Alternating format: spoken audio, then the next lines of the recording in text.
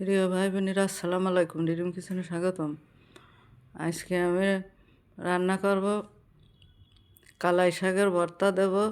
ভাত উতলে গেছে, এখন কালাই শাকের ভর্তাটা দিয়ে দিলাম। কালাই শাকটা দিয়ে দিলাম ভাতের উপরে, দিয়ে আমি এখন মরিচ দিয়ে কাঁচামরিচ দিয়ে ঢাকুন দিয়ে ঢেকে দেবো। ভর্তাটা হয়ে এসেছে, এখন আমি ভাতটা নামিয়ে নেব। ভাত এখানে আমি প্রথমে মরিচগুলো উঠিয়ে নেব। কলাই শাকের মরিচগুলো সুন্দর করে উঠিয়ে নিয়ে ভাতের উপরে কি সুন্দর শাকটা আইটি রয়েছে, সিদ্ধ হয়ে গেছে, ভালো নরম হয়ে গেছে। এখন ভাত শাকটা উঠিয়ে নিয়ে আমি ভর্তাটা করে নেব।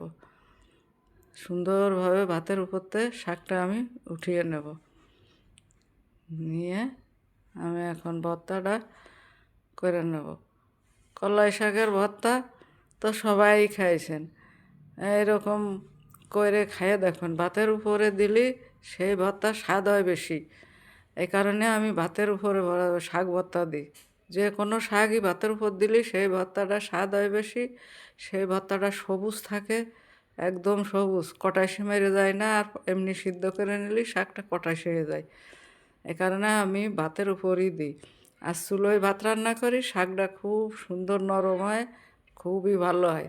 তাই এভাবে মরিচ পেঁয়াজ অনেকের পেঁয়াজ দিয়ে মরিচ দিয়ে আমি ভালো করে চেটকিয়ে নিয়ে এখন আমি দিয়ে দেবো সরিষার তেল। অল্প একটু ধনিয়া পাতা ছিল, সে ধনিয়া পাতাটা দিয়ে দিলাম। এখন সরিষার তেল দিয়ে দেবো। সরিষার তেল মানেই ভর্তা, আর ভর্তা মানেই সরিষার তেল। এখন সুন্দর করে একটু তেলটা বেশি দিয়ে আমি ভর্তাটা মেখে নেব। অনেক সুন্দর হয় ভর্তা। কলাই শাকের ভর্তাটার মজাই আলাদা। কলাই শাক এভাবে আপনারা ভর্তা করে খায় দেখবেন, অনেক মজা লাগে। পানিতে দিয়ে সিদ্ধ করা আর ভাতে দিয়ে সিদ্ধ করা অনেক তফাৎ আছে। এই ভাতে দিয়ে সিদ্ধ করলে শাকটা সবুজও থাকে, শাকটা নরম হয় ভালো, ফ্যান লাগে শাকে। এই কারণে ভর্তাটা খুব নরম হয় আর ভর্তাটায় খুব স্বাদ হয়।